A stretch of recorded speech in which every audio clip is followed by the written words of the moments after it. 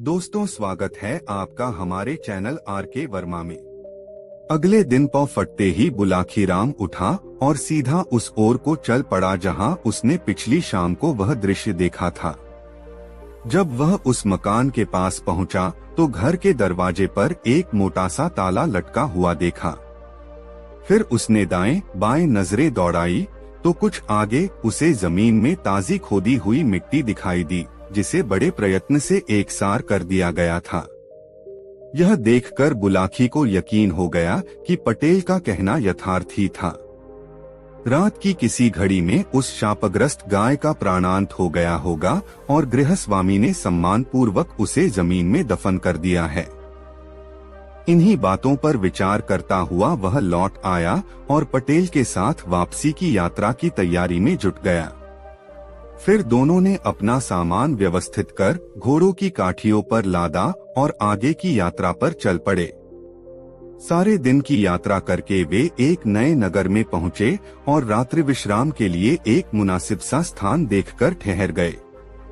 रोजमर्रा के मुताबिक पटेल ने बुलाखी को पैसे देकर बाजार से अपने तथा घोड़ों के भोजन का सामान खरीदने के लिए भेजा। बुलाखी जब वापस लौटा तो सारे सामान के साथ एक अजूबी खबर भी लाया। उसने रास्ते में देखा था कि एक स्थान पर कुछ लोग खड़े हुए हैं। वहां उसे एक ऐसा बूढ़ा व्यक्ति भी दिखाई दिया जो अर्धविक्षिप्त अवस्था में था। उस अर्धविक्षिप्त बूढ़े ने सबके सामने एक स्थान को गाय के गोबर से लीपा, फिर एक युवक को अपने पास बैठाकर उस स्थान पर लेट गया। उसने 3 बार मुख से हे राम कहा और फिर अपने प्राण त्याग दिए।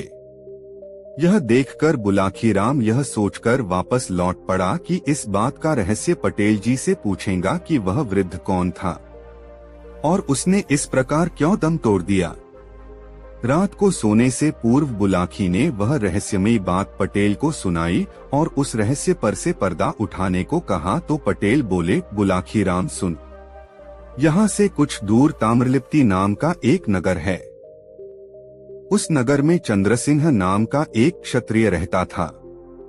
चंद्रसिंह का विवाह हो चुका था और उसकी पत्नी एक बच्चे की मां भी बन चुकी थी।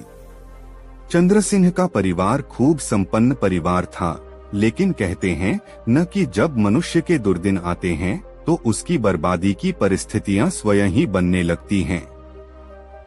कुछ दिनों बाद चंद्रसिंह को जुआ खेलने की लत लग गई। वह यार दोस्तों के साथ नित्य प्रति शाम को जुआ खेलने लगा।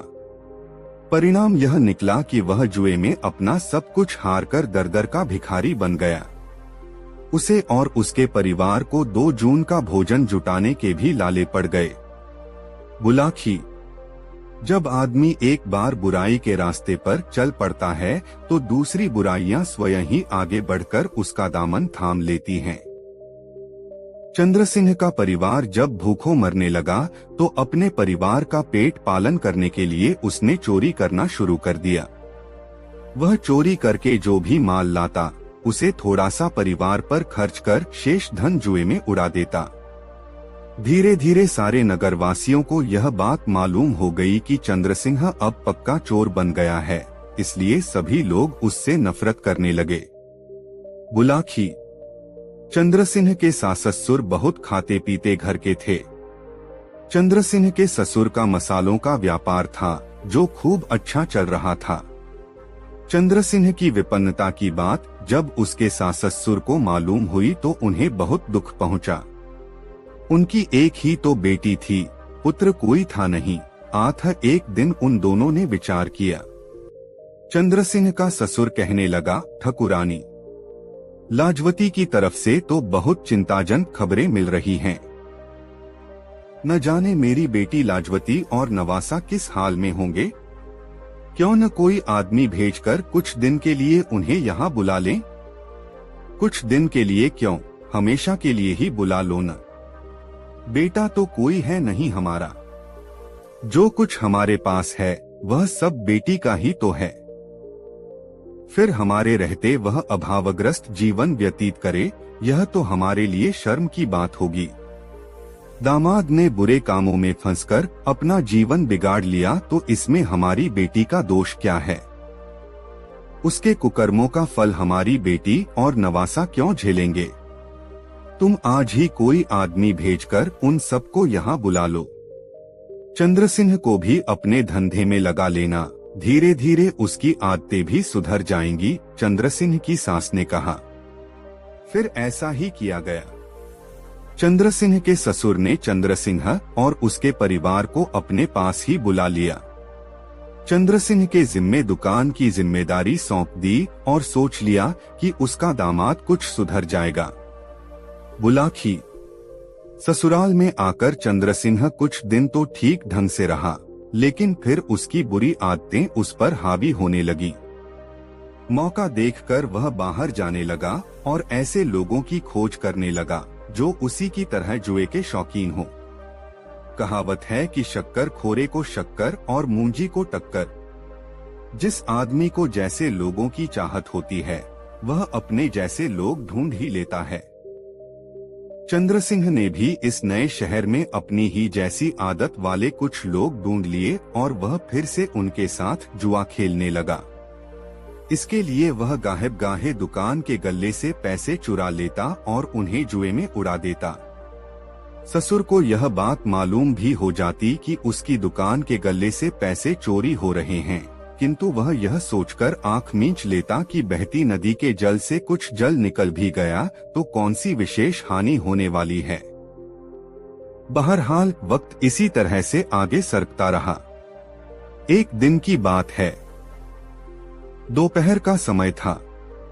चंद्रसिंह अपने ससुर की दुकान पर बैठा हुआ था, तभी उसे दस्त करने की इच्छा हुई।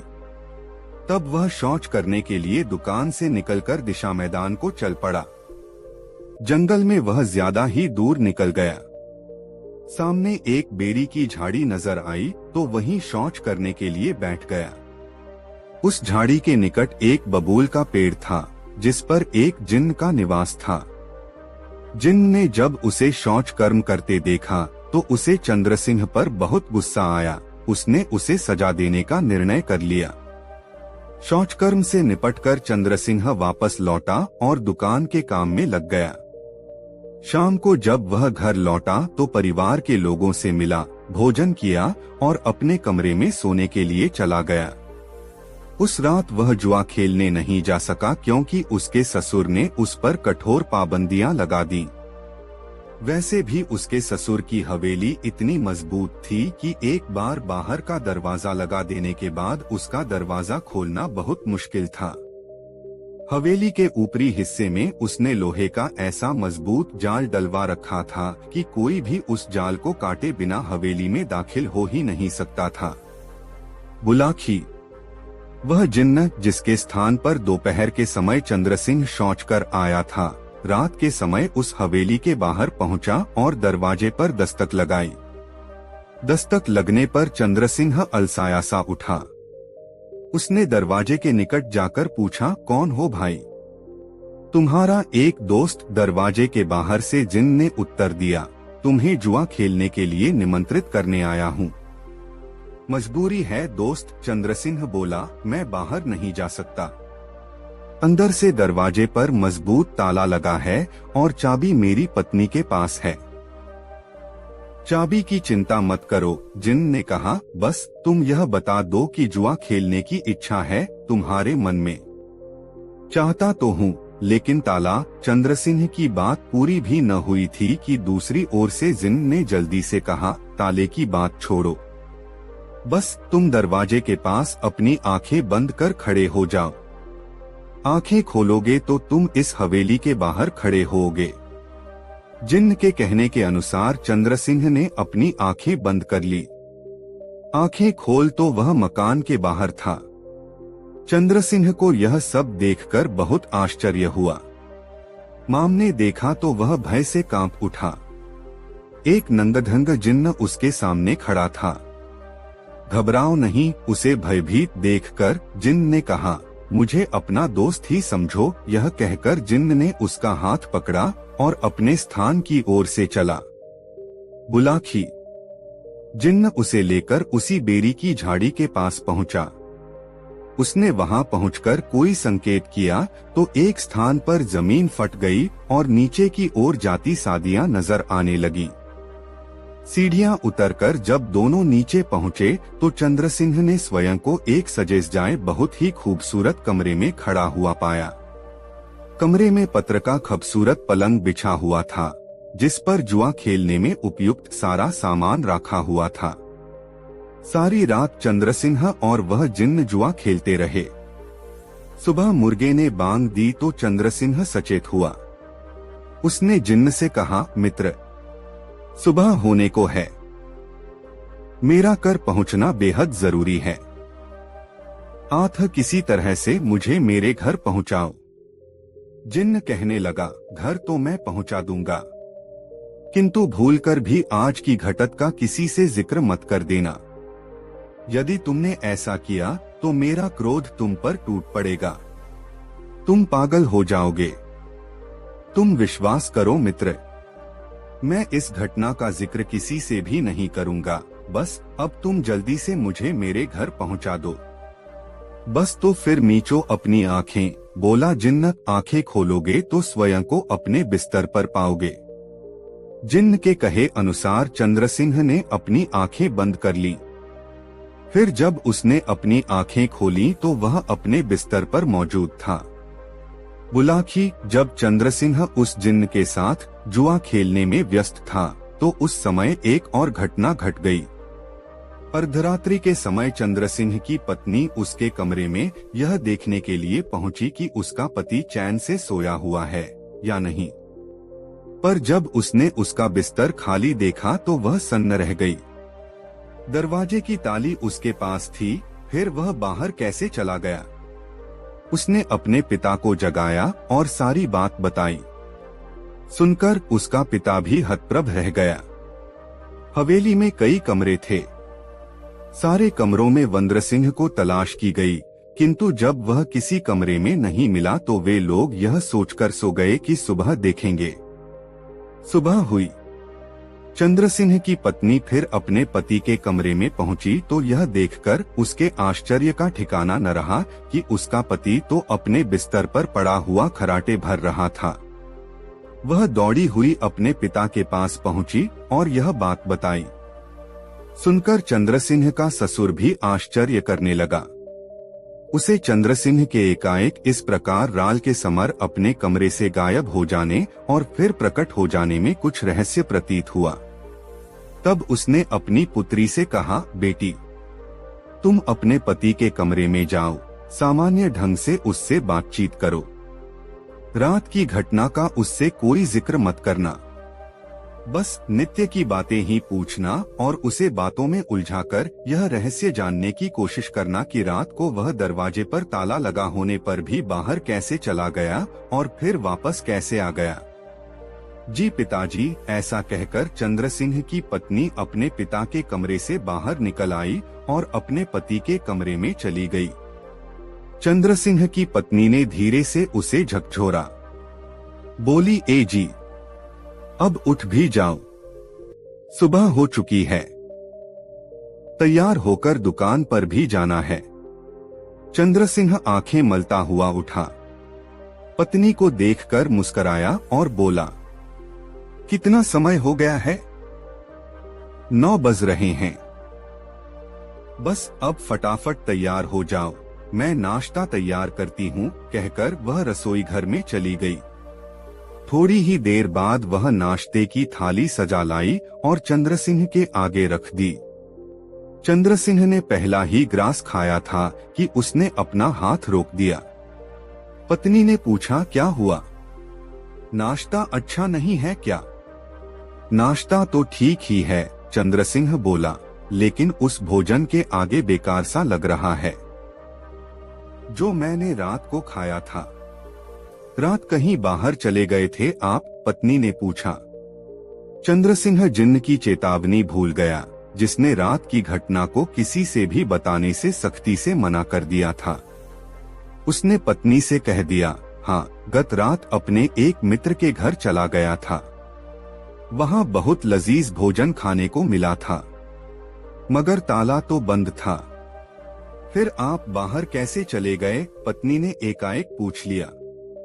पत्नी के यह पूछने पर चंद्रसिंह हिचकिचा गया।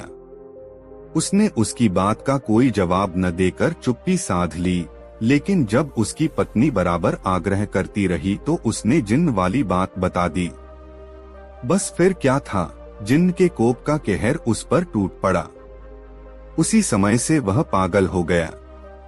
उसके सास ससुर ने उसका बहुत इलाज कराया, किंतु चंद्रसिंह किसी भी तरह से ठीक न हुआ। विक्षिप्तावस्था में वह 20 साल तक मारा फिरता रहा। उसे अपनी पत्नी और अपने उस बच्चे की भी कोई चिंता न रही, जो अब तक पूर्ण युवक बन चुका था। इन 20 सालों में कई घटनाएं हुई। चंद्रसिंह के सास ससुर स्वर्ग सिधार गए। उसकी पत्नी भी उसकी विक्षिप्तावस्था का गम न सह सकी और एक दिन वह भी चल बसी। परिवार में रह गया सिर्फ उसका बेटा सूर्य कुमार। बुलाखी। भटकता भटकता एक दिन चंद्रसिंह इस नगर में आ पहुंचा। यहाँ उसका कोई दूर का रिश्तेदार रहता था, अतः वह उसके यहाँ पहुंच गया। उसने अपने उस रिश्तेदार से आग्रह किया कि किसी तरह वह उसके पुत्र को यहाँ बुलवा दे। उसके आग्रह पर उसके रिश्तेदार ने उसके पुत्र सूर्य कुमार को यहाँ बुलवा लिया।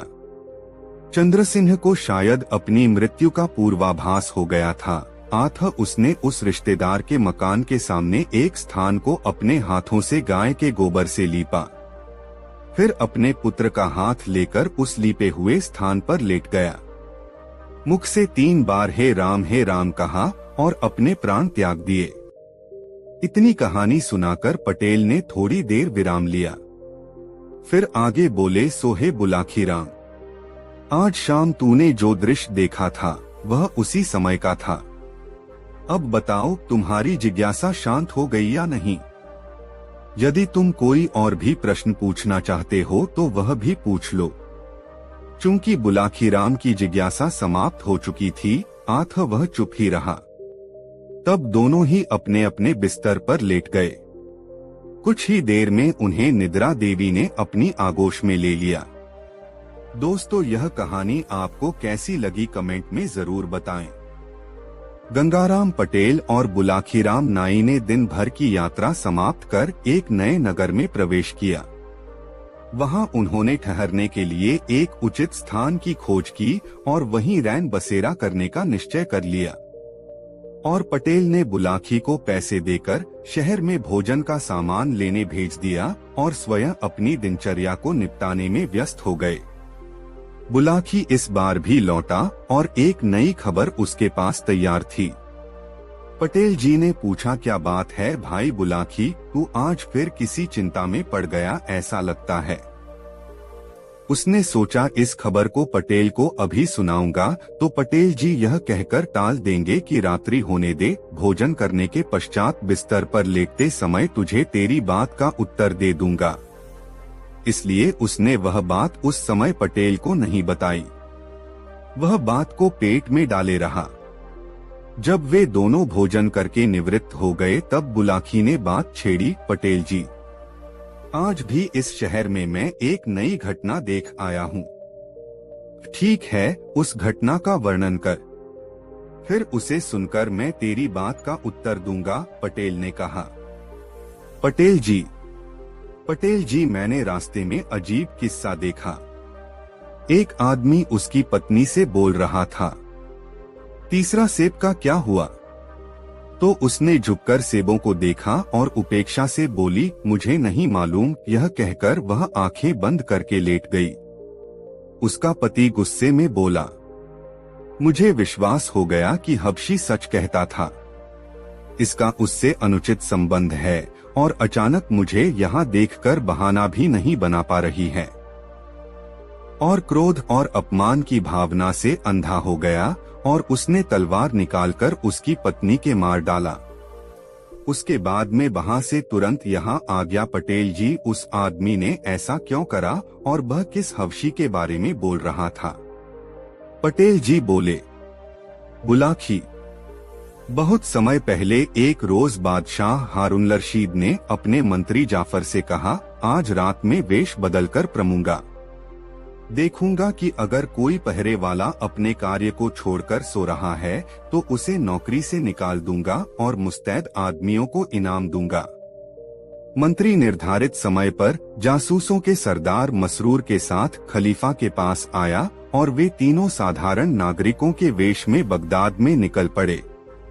चांदनी रात थी। पूरा दल एक तंग गली से गुजर रहा था। तभी बादशाह हारून रशीद ने देखा कि एक लंबे कद और सफेद दाढ़ी वाला आदमी सिर पर जाल और कंधे पर नारियल के पत्तों का बना टोकरा लिए चला आ रहा है। बादशाह ने कहा, यह बड़ा गरीब मालूम होता है, इससे इसका हाल पूछो। मंत्री ने तुरंत उस व्यक्ति को रोककर पूछा, तू कौन है और कहाँ जा रहा है? मैं अभागा एक निर्धन मछुआरा हूँ। आज दोपहर को मैं मछली पकड़ने गया था, मगर शाम तक मेरे हाथ एक भी मछली न लगी। मैं अब खाली हाथ घर जा रहा हूँ। घर पर मेरी स्त्री और कई बच्चे हैं। मैं परेशानी में हूँ कि उन्हें आज खाने को क्या दूंगा। बादशाह को उस पर दया आ गई।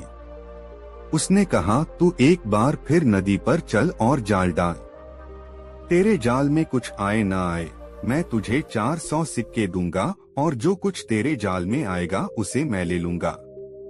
मछुआरा तुरंत इसके लिए तैयार हो गया। उसने सोचा कि मेरा सौभाग्य हो है कि ऐसे भले आदमी मिले। यह धोखा करने वाले तो मालूम नहीं होते। तत्पश्चात नदी पर जाकर उसने जाल फेंका और थोड़ी देर में उसे खींचा तो उसमें एक भारी संदूक फंसा हुआ आ गया। खलीफा ने मंत्री से मछुआरे को 400 सिक्के दिलाए और उसे वहां से रवाना कर दिया। खलीफा को बड़ा कौतूहल था कि संदूक में क्या है। उसने मंत्री को आदेश दिया कि यह संदूक यथाशीघ्र उसके महल में पहुंचाया जाए।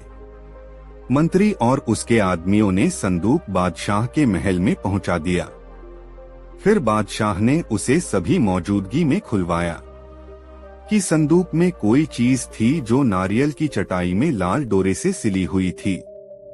बादशाह की उत्सुकता और अधिक बढ़ी। उसने छुरी से सीवन कटवाई तो देखा कि एक सुंदर स्त्री का शव टुकड़े टुकड़े कर चटाई के अंदर सिल दिया गया था। यह देखकर बादशाह को बड़ा क्रोध आया। उसने मंत्री से कहा, क्या यही तुम्हारा प्रबंध है?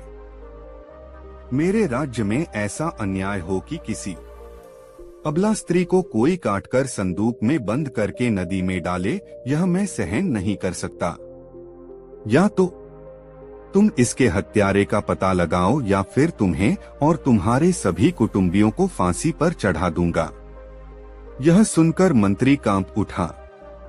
उसने कहा, सरकार, मुझे कुछ समय तो दिया जाए ताकि मैं हत्यारे का पता लगाऊं। तब बादशाह ने उसे 3 दिन का समय दिया। मंत्री जाफर अत्यंत शोकाकुल होकर अपने महल में आया और सोचने लगा, 3 दिन में हत्यारे का पता कैसे लग सकता है, और पता लगा भी तो इसका प्रमाण कहाँ मिलेगा कि यही हत्यारा है। हत्यारा तो कब का नगर छोड़ चुका होगा। क्या करूं? क्या किसी आदमी पर जो पहले ही कारागार में है इस हत्या का अभियोग लगा दूं? किंतु यह बड़ा अन्याय होगा, बल्कि मेरा अपराध होगा कि मैं जानबूझकर किसी निरपराध को दंड दिलवाऊं।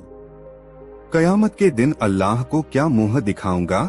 अंत में मंत्री ने सारे सिपाहियों को आज्ञा दी, स्त्री के हत्यारे की 3 दिन में खोज करो, वरना मैं मारा जाऊंगा और मेरे साथ में कुटुंब के 40 अन्य व्यक्ति भी फांसी पर चढ़ जाएंगे। वे बेचारे 3 दिन तक घर घर जाकर हत्यारे की खोज करते रहे, किंतु हत्यारे का कहीं पता न चला। 3 दिन बीत जाने पर बादशाह के आदेश पर जल्लाद जाफर और उसके 40 कुटुंबियों को पकड़कर ले आया और बादशाह के सामने हाजिर कर दिया। बादशाह का क्रोध शांत नहीं हुआ था। उसने आज्ञा दी, सबको फांसी दे दी जाए। जल्लाद के निर्देशन में फांसी की 41 टिकटियां खड़ी कर दी गई। नगर में मुनादी की गई कि खलीफा के आदेश से मंत्री जाफर और उसके 40 कुटुंबियों को फांसी दी जाएगी। जो आकर देखना चाहता है देख ले। सारे नगर में यह मालूम हो गया कि किस अपराध पर मंत्री और उसके कुटुंबी फांसी पर चढ़ाए जा रहे हैं। कुछ समय बाद मंत्री और उसके 40 कुटुंबियों को टिकटियों के नीचे लाया गया और उनकी गर्दनों में रस्सी के फंदे डाल दिए गए। वहां पर बड़ी भारी भीड़ जमा हो गई थी। बगदाद के निवासी मंत्री को उसके शील और न्यायप्रियता के कारण बहुत चाहते थे। उन्हें उसकी मृत्यु पर बहुत शोक हो रहा था। सैकड़ों लोग उसकी गर्दन में फंदा पड़ा देखकर रोने लगे। इस पर भी बादशाह का इतना रोब था कि किसी का साहस मंत्री के मृत्युदंड का विरोध करने का नहीं हो रहा था। जब जल्लाद और उसके अधीनस्थ फांसियों की रस्सियां खींचने को तैयार हुए तो भीड़ में से एक अत्यंत रूपवान युवक बाहर आया और बोला, जहां पनाह, मंत्री और उसके परिवार वालों को छोड़ दिया जाए, सजा मुझे दी जाए। उस औरत का हत्यारा मैं हूँ। मंत्री को अपने प्राण बचने की खुशी तो हुई, किंतु युवक को तरुणाई देखकर उसकी भावी मृत्यु से दुख भी हो रहा था। अभी युवक की बात पूरी तरह समाप्त भी नहीं हुई थी कि तभी एक लंबे चौड़े डीडॉल वाला बूढ़ा आदमी भीड़ से निकलकर बाहर आया और बोला, यह लड़का झूठ बोल रहा है जहां पनाह, इसने किसी को नहीं मारा, उसे मैंने मारा है, मुझे सजा दी जाए। फिर उस बूढ़े ने जवान आदमी से कहा, बेटे तू क्यों इस हत्या की जिम्मेदारी ले रहा है? मैं तो बहुत दिन संसार में रह लिया हूँ, मुझे फांसी चढ़ने दे। लेकिन जवान आदमी अपनी बात पर डटा रहा कि वह बुजुर्गवार झूठ बोल रहे हैं। उस औरत को मैंने मारा है। सेवकों ने जाकर बादशाह को पूरी बात बताई। तो बादशाह ने कहा, मंत्री के कुटुंबियों को छोड़ दो और मंत्री को सम्मान पूर्वक यहाँ लाओ। मंत्री के आने पर बादशाह ने कहा, हमें बहुत झंझट में पड़ने की जरूरत नहीं है। अगर दोनों ही हत्या की जिम्मेदारी ले रहे हैं तो दोनों को फांसी पर चढ़ा दो। मंत्री ने कहा, जहां पनाह, निश्चय ही उनमें से एक झूठ बोल रहा है। बिना खोजबीन किए किसी निर्दोष को सजाए मौत देना ठीक नहीं है। अंततः उन दोनों को भी खलीफा के सामने लाया गया। नौजवान ने अल्लाह की सौगंध खाकर कहा, मैंने 4 दिन पहले उस स्त्री को कत्ल किया था और उसकी लाश टुकड़े टुकड़े करके संदूक में बंद करके नदी में डाल दी थी। अगर मैं झूठ बोलता हूँ तो कयामत के दिन मुझे जलील होना पड़े और बाद में मैं नरक की आग में जलूं। इस बार बूढ़ा कुछ न बोला। बादशाह को विश्वास हो गया कि वह युवक ही हत्यारा है। उसने कहा, तूने उस स्त्री को मारते समय न मेरा भय किया न अल्लाह का, और फिर जब तूने कर ही लिया तो अब अपराध कबूल क्यों किया? यह नौजवान बोला, मुझे इजाजत मिले तो सारी कहानी सुनाऊं। मैं यह भी चाहता हूँ कि यह कहानी लिखी जाए ताकि सबको सीख मिले। बादशाह ने कहा, इजाजत है। तब युवक अपनी कहानी सुनाने लगा। जहां पनाह, मरने वाली औरत मेरी पत्नी और इन वृद्धजन की बेटी थी। यह मेरे चाचा हैं। 11 वर्ष पूर्व मेरा विवाह हुआ था। हमारे 3 बेटे हैं जो जीवित हैं। मेरी पत्नी अत्यंत सुशील और पतिव्रता थी। वह हर प्रकार से मेरा ख्याल रखती थी और मैं भी उससे बहुत प्रेम करता था। करीब 1 महीने पहले वह बीमार पड़ गई। 2-4 दिन की दवा से वह अच्छी तो हो गई और उस दिन उसने स्नान भी किया। उसके बाद उसने मुझसे कहा, मैं बहुत अशक्त हो गई हूँ। अगर तुम कहीं से मुझे एक सेब ला दो तो मैं ठीक हो जाऊंगी, वरना मुझे शक है कि कहीं फिर से बीमार न पड़ जाऊं। मैं उसके लिए सेब लाने के लिए बाजार गया, किंतु वहाँ एक भी सेब दिखाई न दिया। मैं बागों में घूमा, किंतु वहाँ भी किसी मूल्य पर सेब न मिला। तत्पश्चात मैं बगदाद से बसरा गया और शाही बागों से 4-4 दीनारों के 3 सेब लाया। सेब लाकर मैंने अपनी पत्नी को दिए। वह बहुत खुश हुई। उसने उन्हें सूंघकर अपनी चारपाई के नीचे खिसका दिया और फिर आंख बंद करके लेट रही। मैं बाजार जाकर अपनी कपड़े की दुकान पर जा बैठा। कुछ देर में मैंने देखा कि एक हबशी गुलाम एक सेब उछालता जा रहा है। मुझे आश्चर्य हुआ कि इसे सेब कहां से मिला। मैं तो बड़ी मुश्किल से बसरा से 3 सेब लाया हूँ। मैंने हबशी को बुलाकर पूछा, तुझे यह सेब कहां से मिला? वह हंसकर बोला, यह मुझे मेरी प्रेमिका ने दिया है। उसका पति 2 सप्ताह की यात्रा करके बसरा के शाही बाग से 3 सेब लाया था, जिनमें से एक उसने मुझे दे दिया। हबशी ने यह भी बताया कि मैंने और सुंदरी ने मिलकर भोजन आदि भी किया। हबशी तो यह कहकर चला गया, मगर क्रोध से मेरी बुरी हालत हो गई। मैं दुकान बंद करके घर गया और अपनी पत्नी के पास पहुंचा। वहां देखा कि चारपाई के नीचे ही सेब हैं। मैंने उससे पूछा, तीसरा सेब क्या हुआ? 2 उसने झुककर सेबों को देखा और उपेक्षा से बोली, मुझे नहीं मालूम। यह कहकर वह आंखें बंद करके लेट गई। मुझे विश्वास हो गया कि हबशी सच कहता था। इसका उससे अनुचित संबंध है और अचानक मुझे यहाँ देखकर बहाना भी नहीं बना पा रही है। मैं क्रोध और अपमान की भावना से अंधा हो गया और मैंने तलवार निकालकर अपनी पत्नी के जिस्म के टुकड़े कर दिए। मैंने इस डर से कि कोई मुझे हत्या के अभियोग में पकड़ न ले, उसके शव को एक नारियल के पत्ते की बनी चटाई में लपेट दिया और लाल डोरे से उस चटाई को बांध दिया। फिर एक संदूक में रखकर पीछे के दरवाजे से संदूक लेकर निकला और उसे नदी में डाल दिया, क्योंकि तब तक अंधेरा हो गया था। जब मैं लौटकर घर आया तो देखा कि मेरा बड़ा लड़का दरवाजे पर बैठा रो रहा है और 2 लड़के एक कोठरी में सो रहे हैं। मैंने लड़के से पूछा, तू क्यों रो रहा है? उसने कहा, आज दिन के समय आपके लाए हुए सेबों में से एक को मैं चुपके से उठा लाया था और दरवाजे पर आकर उसे खाना ही चाहता था कि इधर से निकलते हुए एक हबशी गुलाम ने मेरे हाथ से सेब छीन लिया। मैंने उससे कहा कि यह सेब मेरी बीमार माँ के लिए है, उन्हीं में से एक यह है।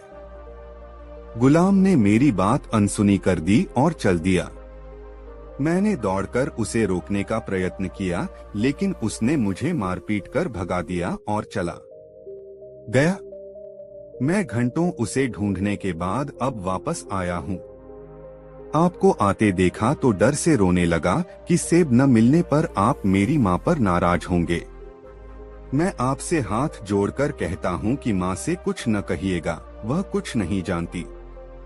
यह कहकर लड़का फूट फूट कर रोने लगा। यह सुनकर मुझे लकवा मार गया, दिमाग पर गया। मैंने अपनी सती साध्वी पत्नी को झूठे संदेह में मार डाला था। सन्नाटा छा, मैं दुख और पश्चाताप के कारण अचेत हो गया।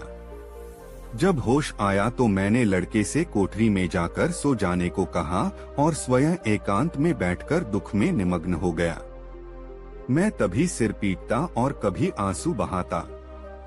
मैं स्वयं को लाख बार धिक्कारता कि मूर्ख, तेरी बुद्धि क्या बिल्कुल भ्रष्ट हो गई थी कि तूने अपनी सुशीला और पतिव्रता पत्नी को एक अनजान हबशी गुलाम की बात पर विश्वास करके मार डाला और इतना भी धैर्य न दिखाया कि इस बारे में पूछताछ कर लेता।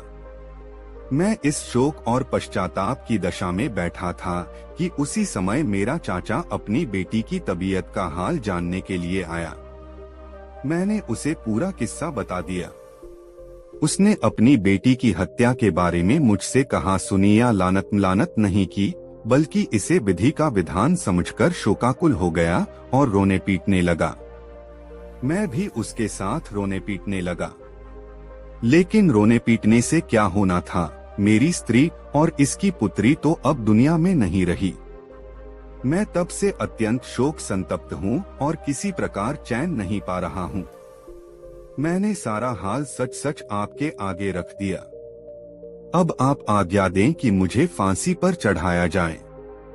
बादशाह को यह सारा वृत्तांत बड़ा आश्चर्यजनक लगा, किंतु जब बूढ़े आदमी ने भी इस बात की पुष्टि की तो उसने कहा, अगर कोई व्यक्ति अनजाने में अपराध करे तो वह मेरी और अल्लाह की नजर में क्षमा योग्य है। मैं तो इस आदमी की सत्यप्रियता और न्यायप्रियता से भी प्रसन्न हूँ कि इसने निरपराधों को मृत्यु से बचाने के लिए स्वयं मृत्यु का आह्वान किया और अपना अपराध स्वीकार किया। मृत्युदंड का भागी वह गुलाम है जिसके झूठ के कारण यह दुखद घटना हुई। वजीरे आजम, तुम अभी अपने को मुक्त समझो। तुम्हें 3 दिन के अंदर उस दुष्टात्मा को खोज कर लाना है जिसके कारण यह सब हुआ। 3 दिन में ऐसा न कर सके तो तुम्हें फांसी पर चढ़ना पड़ेगा। मंत्री ने सोचा कि एक बार मौत से छुटकारा मिला तो वह दोबारा पीछे पड़ गई। वह रोता पीटता घर आया। उसे विश्वास था कि अब की बार जान नहीं बच सकती क्योंकि लाखों गुलाम बगदाद में हैं।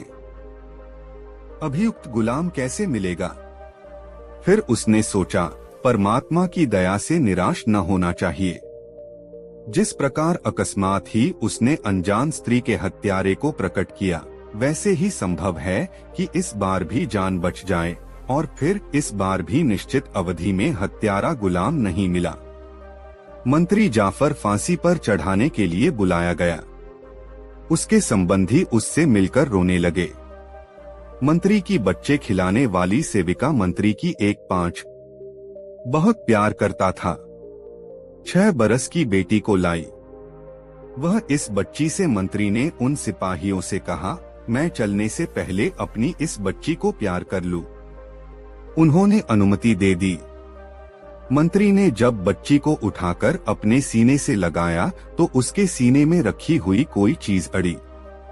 ने बच्ची के सीने के ऊपर देखा तो एक बंधी हुई गोल चीज महसूस हुई। मंत्री के पूछने पर बच्ची ने बताया, यह सेब है जिस पर शाही बाग की मुहर लगी हुई है। यह पूछने पर कि यह तुम्हारे पास कहाँ से आया? बच्ची ने कहा, मेरा हबशी गुलाम जिसका मैंने उससे 4 सिक्कों में इसे खरीदा था। नाम रेहान है, लाया था। और मंत्री ने सेब को खोलकर देखा और उस पर शाही बाग की मुहर पाई तो गुलाम से डांटकर पूछा, तुझे यह सेब कहाँ से मिला? क्या तुमने मेरे या बादशाह के महल में चोरी की है? गुलाम ने हाथ जोड़कर कहा, मैंने इसे न आपके यहाँ से चुराया है न शाही महल से। मैं आपको सच्ची बात बता रहा हूँ। कुछ दिन पहले मैं एक गली से निकला जहाँ एक घर के सामने 3-4 बच्चे खेल रहे थे। उनमें सबसे बड़े लड़के के हाथ में यह सेब था। मैंने उससे छीन लिया। वह रोता हुआ मेरे पीछे भागा और कहने लगा कि यह सेब मेरे पिता मेरी बीमार माता के लिए बहुत दूर से लाए हैं। मैं इसे माता से बगैर पूछे उठा लाया हूँ। तुम इसे दे दो। लेकिन मैंने सेब नहीं दिया और लाकर आपकी बेटी के हाथ 4 सिक्कों में बेच दिया। मंत्री को बड़ा आश्चर्य हुआ कि सेब का चोर उसके ही घर का गुलाम है। चुनाचे वह अपने साथ उस गुलाम को ले गया और सिपाहियों से कहा, मुझे बादशाह के पास ले चलो। खलीफा के सामने जाकर उसने गुलाम को उनके सामने खड़ा कर दिया। बादशाह के पूछने पर गुलाम ने वही कहानी दोहराई। बादशाह को यह अजीब किस्सा सुनकर हंसी आई, किंतु उसको अपराधी को मृत्युदंड देने की इच्छा बनी हुई थी। उसने मंत्री से कहा, सारी दुखद घटना तुम्हारे गुलाम के कारण हुई, इसलिए यही मृत्युदंड का भागी है। इसे फांसी पर चढ़ाओ ताकि लोगों को शिक्षा मिले। मंत्री ने कहा, आपका आदेश उचित है। यह अभागा उसी योग्य है, किंतु यह मेरा पुराना गुलाम है। यदि आप मेरी खिदमत से खुश हैं तो इनाम के तौर पर इस गुलाम की जिंदगी बख्श दें। मंत्री ने कातर स्वर में प्रार्थना की तो बादशाह को रहम आ गया और उसने उसे माफ कर दिया। बुलाखी, अब तेरी शंका का समाधान हुआ। हाँ पटेल जी, ठीक है, अब सो जा, कल आगे की यात्रा करनी है। थोड़ी ही देर में वे दोनों निद्रा देवी की गोद में समा गए। दोस्तों, गंगाराम पटेल और बुलाखीराम नाई की यह मजेदार कहानी आपको कैसी लगी कमेंट बॉक्स में जरूर बताएं। दोस्तों, काशी यात्रा के अगले पड़ाव में वे दोनों एक नए नगर में पहुंचे। वहां एक खूबसूरत सा बाग देखकर उन्होंने वहीं ठहरने का निश्चय किया। इस बार बुलाखीराम शहर में जिस दृश्य को देखकर आया था वह इस प्रकार का बुलाखी ने देखा कि एक नौजवान चक्की के दो पाटों को एक लकड़ी में डालकर रास्ते पर लुढ़काता हुआ ला रहा था। तभी घोड़े पर सवार होकर मर्दाना वेश में एक को वहां पहुंची। उसने उस नौजवान पर हंटर बरसाने शुरू कर दिए। युवक हाथ जोड़कर उससे माफी देने की फरियाद करने लगा। युवक के बार बार माफी मांगने पर वह युवती कुछ नरम पड़ी और हंटर बरसाने बंद कर वहां से घोड़ा दौड़ाती हुई चली गई। यह दृश्य देखकर बुलाखी के मन में उस रहस्य को जानने को उत्सुकता पैदा हो गई। रात को सोने से पूर्व जब उसने गंगाराम पटेल से इस रहस्य को उजागर करने का आग्रह किया तो गंगाराम ने कहा, बुलाखीराम, ध्यान से सुन, इस नगर में जानी नाम का एक ठग रहता है। जानी के पिता का देहांत हो चुका है। परिवार में उसकी माँ और वह स्वयं ये हो प्राणी हैं। जानी ठगी के द्वारा ही अपनी जीविका चलाता है। एक दिन की बात है, जानी की माँ बहुत उदास भाव में बैठी हुई थी। तभी जान ने अपने काम से घर वापस लौटा। माँ को उदास देखकर उसने पूछा, माँ, क्या बात है, आज तू बहुत उदास लग रही है? माँ बोली, बेटा जानी, मेरी उदासी का कारण तू ही है। मैं तेरे ही विषय में चिंतित हूँ। मेरे विषय में? हाँ बेटा, मैं यह सोचकर चिंतित हो रही हूँ कि मेरे मरने के बाद तू भोजन कैसे बनाकर खाएगा। अगर मेरे सामने ही तेरा विवाह हो जाता तो कितना अच्छा होता। मैं तुझसे बार बार कहती हूँ कि बेटा अपना विवाह कर ले, किंतु तू मेरी बात पर ध्यान हो नहीं देता। माँ जानी बोला, अब तू यह चिंता छोड़ दे। मैंने विवाह करने का मन बना लिया है। जल्द ही मैं तेरे लिए एक ऐसी सुंदर बहू ढूंढ लाऊंगा जो तुझे हर प्रकार का आराम देगी। बहू के आ जाने पर चूल्हा चक्की के कामों से तुझे निजात मिल जाएगी। फिर तू आराम से बैठकर ईश्वर का भजन करती रहना। जानी की माँ यह सुनकर खुश हो गई। जानी भी अपनी होने वाली पत्नी के लिए जेवर आदि जुटाने में लग गया। इसी प्रयास में वह एक दिन एक सर्राफ की दुकान पर पहुंचा। उसने बड़ी अच्छी पोशाक पहन रखी थी। आथ सर्राफ ने उसे कोई बहुत बड़ा ग्राहक समझा। उसने जानी से पूछा, बताइए जनाब, कौन सा जेवर खरीदेंगे? मुझे एक खूबसूरत सा हार दिखाइए, ऐसा हार जिसकी कीमत भी वाजिब हो और जो दिखने में भी अच्छा हो। जानी ने कहा, हाँ हाँ जरूर, मैं अभी आपको आपकी पसंद का हार दिखाता हूँ। यह कहकर सर्राफ ने उसके सामने कई तरह के हार पेश कर दिए। जानी ने उसमें से एक हार पसंद कर लिया। हार को परखते हुए उसने सर्राफ से पूछा, कितनी कीमत है इस हार की? 2000 रुपए, सर्राफ ने कहा। ठीक है, यह हार मेरा हुआ। जब तक मैं रुपए निकालूं, आप इसकी रसीद लिखकर मुझे दे दीजिए। दुकानदार जब रसीद बुक लेने अंदर चला गया, तभी योजनानुसार जानी की माँ ग्राहक बनकर वहां पहुंची और शोकेसों में सजे जेवरों को देखने लगी। इससे पूर्व की सर्राफ लौटता, जानी ने बड़ी फुर्ती के साथ वह हार अपनी माँ की तरफ उछाल दिया, जिसने फौरन ही वह हार अपने ब्लाउज के गले में खोस लिया। जब तक सर्राफ रसीद लेकर लौटा, वह हार लेकर वहां से रफूचक्कर हो गई। जानी ने रसीद लेकर जेब में रख डोली और 2000 रुपए गिनकर सर्राफ को दे दिए, लेकिन उसने वहां से उठने का कोई प्रयास नहीं किया। उसकी निगाह शोकेसों में लटके दूसरे जेवरातों पर घूमती रही। उसे उत्सुक देखकर सर्राफ ने उससे पूछा, कोई और जेवर चाहिए जनाब? हाँ, मुझे उस जैसा ही कोई दूसरा हार दिखा दीजिए, जानी बोला। दुकानदार ने तत्परता से उसे दूसरा हार लाकर दे दिया। जानी ने हार जेब में डाला और बाहर जाने लगा। यह देखकर दुकानदार ने कहा, श्रीमान, इस हार की कीमत तो चुका दीजिए। कीमत तो मैं आपको पहले ही दे चुका हूँ। अब क्या एक चीज की कीमत दो दो बार लोगे? जानी दुकानदार पर बिगड़ उठा। दोनों में वाद विवाद होने लगा। नौबत हाथापाई तक पहुंच गई। दुकान के बाहर भीड़ इकट्ठी हो गई। सर्राफ कह रहा था कि हार का दाम चुकाओ और जानी कह रहा था कि मैंने कीमत चुका दी है। झगड़ा ज्यादा बढ़ा तो वहां पुलिस पहुंच गई। कोतवाल दोनों को पकड़कर पुलिस थाने में ले आया। कोतवाल ने सर्राफ से पूछा, सेठ जी, अब बताओ असल माजरा क्या है? सेठ बोला, हुजूर, इस आदमी ने मुझसे एक हार खरीदा था, उसकी कीमत देकर इसने मुझसे रसीद लिखवा ली। फिर इसने दूसरा हार खरीदा परंतु उसकी कीमत नहीं चुकाई और यह हार लेकर चल दिया। जब मैंने इसे रोककर हार के दाम मांगे तो यह कहता है कि कीमत तो मैं दे चुका। सर्राफ की बात सुनकर कोतवाल ने जानी से पूछा, अब तुम बताओ भाई, क्या ये सेठ जी सच कह रहे हैं? नहीं हुजूर, ये सरासर झूठ बोल रहे हैं।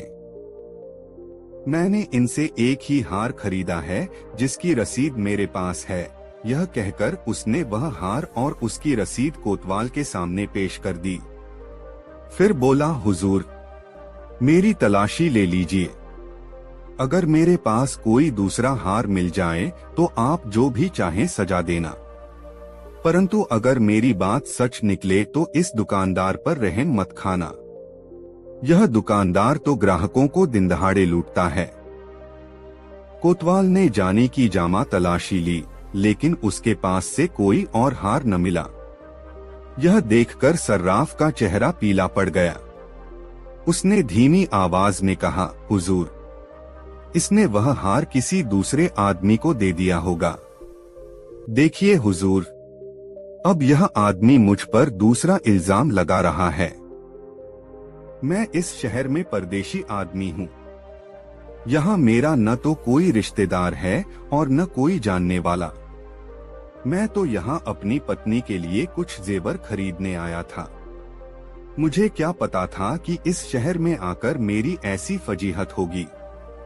यदि मैं यह बात जानता होता तो कभी इधर का रुख ही न करता। जानी ने एक अच्छा खासा लेक्चर दे डाला। जानी के इस लेक्चर का कोतवाल पर अच्छा प्रभाव पड़ा। उसने जानी को निर्दोष जानकर उसे जाने की अनुमति दे दी और दुकानदार को डांट फटकार कर वहां से भगा दिया। बेचारा दुकानदार लूट पिट कर वहां से चला आया। घर लौटकर जानी ने वह हार भी अपनी मां को सौंप दिया और अगले दिन किसी दूसरे व्यक्ति को ठगने की योजना बनाने लगा। बुलाखीराम। अगले दिन जानी फिर ठगी करने के लिए निकला। उसने एक हलवाई की दुकान से 2 सेर जलेबियां खरीदी और उन्हें लेकर नगर के बाहर एक रास्ते पर बैठ गया। वहां उसने उन जलेबियों में कांटे से छेद कर दिए और एक बबूल के पेड़ पर चढ़कर वह जलेबियां पेड़ के कांटों में टांग दी। कुछ जलेबियां अपने पास भी रख ली। कुछ ही देर बाद उसे एक आदमी घोड़े पर बैठा आता दिखाई दिया। उसके घोड़े पर काफी सामान लदा हुआ था और वह घोड़ा भी बहुत अच्छी नस्ल का था। जानी ने उस व्यक्ति को ही अपने शिकार के रूप में चुन लिया। वह व्यक्ति करीब आया तो जानी ने उससे कहा, आओ मित्र, घोड़े से उतरकर नीचे आओ, देखो मेरे पास कैसी बढ़िया चीज है। वह व्यक्ति घोड़े से नीचे उतर आया। जानी ने कुछ जलेबियां उसकी ओर बढ़ाते हुए कहा, लो यह फल खाओ, इनका स्वाद बहुत ही उत्तम है। अजनबी व्यक्ति जब जलेबी लेने से झिझकने लगा तो जानी ने एक जलेबी अपने मुंह में डाल ली। बोला, झिझको नहीं मेरे भाई, निःसंकोच होकर खाओ, खाने में बेहद मजेदार हैं ये फल। फल? तुम इन्हें फल कह रहे हो, यह तो जलेबियां हैं। अजनबी बोला, तुम्हें धोखा हो रहा है मित्र। जानी बोला, यह फल ही हैं। समीप के एक वृक्ष से मैंने अभी अभी इन्हें तोड़ा है। विश्वास न हो तो मेरे साथ चलकर देख लो। अजनबी उसकी बातों में आ गया। उसने एक जलेबी मुंह में डाल ली। अब जलेबी तो मीठी होती ही है। अजनबी को वह बहुत स्वादिष्ट लगी। वह बोला, यह तो सचमुच बहुत मीठी है, पर मुझे यह विश्वास नहीं हो रहा कि सचमुच ही तुमने इन्हें किसी वृक्ष से तोड़ा है। ओफो मित्र, तुम तो बहुत शक्की जान पड़ते हो। आओ मेरे साथ, मैं तुम्हें वह पेड़ दिखाता हूँ। उस पर अभी भी इस जैसे बहुत से फल हैं। यह कहकर वह उस अजनबी को बबूल के पेड़ के पास ले गया और उस पर अपने द्वारा लटकाई हुई जलेबियों को दिखाते हुए बोला, लो देख लो अपनी आंखों से, वे लटके हैं फल। अजनबी लालच में आ गया। उसने घोड़े की रास जाने को पकड़ाई और यह कहकर कि तुम इस घोड़े को पकड़ो, कुछ फल मैं भी तोड़ लूं। बबूल के उस पेड़ पर चढ़ गया। बस फिर क्या था, जानी उछलकर घोड़े की पीठ पर जा बैठा। घोड़ा मोड़ा और 2-3 हंटर उसकी पीठ पर जमा दिए। घोड़ा तूफानी रफ्तार से भाग छूटा। अजनबी यह दृश्य देखकर बौखला उठा। वह तेजी से नीचे उतरा और पकड़ो दौड़ो की आवाजें लगाता उसके पीछे भागा, किंतु घोड़े और मनुष्य का क्या मुकाबला। जानी शीघ्र ही उसकी निगाहों से ओझल हो गया। लुटापिटा मुसाफिर आवाजें लगाता ही रह गया। बुलाखी। जानी जब घोड़े को सरपट दौड़ाता हुआ ले जा रहा था, तभी रास्ते में उसे एक बुढ़िया दिखाई दी जो अपनी जवान बेटी के साथ शहर की ओर जा रही थी। यह देखकर जानी का शैतानी दिमाग फिर सक्रिय हो उठा। उसने अपना घोड़ा उस बुढ़िया के पास ले जाकर रोका और उससे पूछा, बुढ़िया माई, कहीं दूर से आ रही हो क्या? हाँ बेटा, हम 5 कोस दूर से पैदल ही चलकर आ रही हैं। शहर में एक रिश्तेदार के यहाँ जाना है, बुढ़िया बोली। दोस्तों, वीडियो को एक लाइक जरूर करें, तब तो जरूर थक गई होगी। आओ मेरे पीछे घोड़े पर बैठ जाओ, मैं तुम्हें वहां तक छोड़ दूंगा, जानी ने कहा। नहीं बेटा, बुढ़िया बोली, मैं तो नहीं थकी, क्योंकि मुझे तो पैदल चलने का अभ्यास है।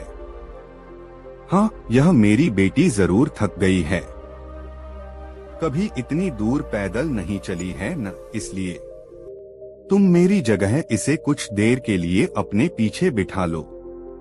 जानी ने तब उसकी जवान बेटी को अपने पीछे घोड़े पर बिठा लिया। बुढ़िया ने कहा, बेटा तुम सचमुच एक रहमदिल आदमी हो, वरना आज के जमाने में कौन किसी की मदद करता है। अच्छा जरा अपना नाम तो बता दो। मेरा नाम है जमवाई राजा, ऐसा कहकर जानी ने घोड़े को एड़ लगा दी। घोड़ा तेजी से आगे की ओर भाग छूटा। यह देखकर बुढ़िया चिल्लाने लगी, ओ जमवाई राजा रुको, मेरी बेटी को कहाँ भगाए ले जा रहे हो? अरे कोई मेरी मदद करो, जमवाई राजा मेरी बेटी को भगाए ले जा रहा है। उसकी पुकार सुनकर लोग हंसने लगे। एक व्यक्ति कहने लगा, अरे बुढ़िया माई, तेरी बेटी को तेरा जमवाई ले जा रहा है तो इसमें बुरी बात क्या है? पत्नी तो अपने पति के ही साथ जाएगी न, फिर तू इतना क्यों चिल्ला रही है? बेचारी बुढ़िया हाथ मलकर रह गई। जानी ठग उसे भी चूना लगा गया। बहरहाल जानी उस युवती को लेकर अपने घर पहुंचा।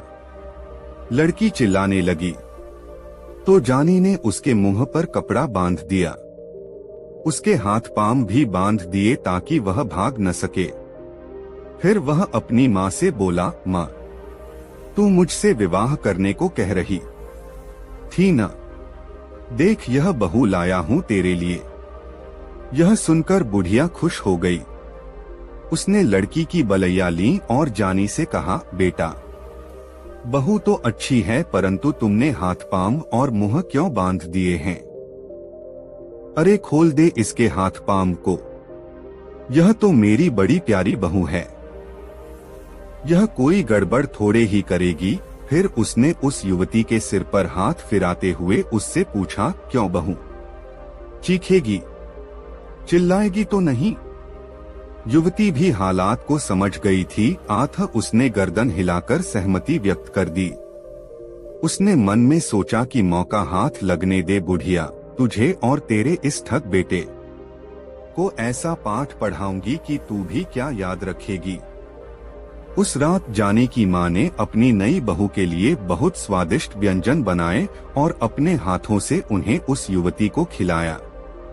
अगले दिन जानी की तथाकथित बहू ने जानी से कहा, ऐ जी सुनिए, अब तो मैंने भी फैसला कर लिया है कि आपकी पत्नी बनकर ही इस घर में रहूंगी, पर ऐसा करने से पहले मुझे अपनी गृहस्थी का सामान भी इकट्ठा करना होगा। आप ऐसा कीजिए, बाजार चले जाइए और एक चक्की खरीद लाइए। मैं अपने हाथों से आटा पीसकर उससे आपका भोजन तैयार किया करूंगी। इतनी कहानी सुनाकर गंगाराम पटेल ने कुछ क्षण के लिए विराम लिया। हुक्के के 2-3 घंट लिए और आगे बोले, बुलाखी, स्त्री की जात बहुत विचित्र होती है। प्रिया चरित्र के बारे में अनेक कहावतें कही और सुनी जाती हैं। कहते हैं कि जब इसका भेद ब्रह्मा ने भी नहीं पाया तो आदमी की क्या औकात। जानी उसकी बातों में आ गया और उसी समय चक्की लाने के लिए बाजार को चल पड़ा। जब उस युवती को यह विश्वास हो गया कि अब जानी काफी दूर चला गया है, तो उसने उठकर अंदर का कुंडा बंद कर लिया। टहलती हुई वह जानी के मां के करीब आई और किसी चीते की तरह तेजी से उस पर झपट पड़ी। उसने उसे काबू में किया और उसके हाथ पांव और मुंह पर कपड़ा बांधकर उसे एक कोने में पटक दिया। अब उसने पूरे घर को खंगालना शुरू किया। घर की सभी मूल्यवान चीजें जैसे जेवर, रुपए, पैसे आदि खोज कर एक बड़े से थैले में भर लिए। अपना जनाना लिबास उतारा और जानी के कीमती मर्दाना कपड़े पहन लिए। फिर उसने थैला उठाया और उसे घोड़े की पीठ पर रख लिया। वह घोड़े पर बैठी और उस पर सवार होकर बाहर चली गई। जानी की मां उसे जाते हुए देखकर टुकुर टुकुर ताकती रह गई। चोर के ऊपर मोर पड़ गया था। युवती मर्दाने वेश में घोड़े पर सवार होकर बाजार में पहुंची। शीघ्र ही उसे जानी दिखाई दे गया, जो चक्की के दोनों पाटों को एक लकड़ी के डंडे में फंसाकर उसे घसीटता हुआ ला रहा था। युवती उसके पास पहुंचकर रुकी और कड़क कर कहा, अरे हरामखोर, यह क्या कर रहा है? इस चक्की के पाटों को सड़क पर घसीटकर राजकीय सड़क को खराब कर रहा है। ऐसा कहकर उसने 3-4 हंटर जानी की पीठ पर जमा दिए। हंटर की मार खाकर जानी कराह उठा और बार बार हाथ जोड़कर उससे माफी मांगने लगा। उसने युवती को बिल्कुल भी नहीं पहचाना था। मर्दाने वेश में वह उसे कोई बहुत बड़ा सरकारी अफसर ही समझ रहा था। युवती को शायद उस पर दया आ गई थी, अतः उसने हंटर समेटा और घोड़ा दौड़ाती हुई एक दिशा में चली गई। अपनी कहानी को पूर्ण विराम देते हुए गंगाराम पटेल बोले, बुलाखी, आज शाम सड़क पर जो नजारा तू देखकर आया था, वह यही नजारा था। पिटने वाला था। जानी ठग और पीटने वाली थी वह युवती, जिसे वह अपनी पत्नी बनाने के लिए अपने घर लाया था। अब रात भी बहुत हो गई और तेरे प्रश्न का उत्तर भी तुझे मिल गया है। अतः अब आराम से सो। मेरी आंखों में भी नींद गहराने लगी है और फिर सुबह आगे की यात्रा भी तो करनी है। यह कहकर उन्होंने पैर फैला लिए। बुलाखी भी सोने का प्रयास करने लगा। दोस्तों, यह कहानी आपको कैसी लगी कमेंट में जरूर बताएं। ऐसी और नई मजेदार कहानी सुनने के लिए हमारे चैनल आरके वर्मा को सब्सक्राइब जरूर कर लें और यह वीडियो अपने मित्रों को जरूर शेयर करें। वीडियो देखने के लिए आपका बहुत बहुत धन्यवाद। मिलते हैं किसी अगले वीडियो में, तब तक के लिए जय श्री राधे राधे। धन्यवाद।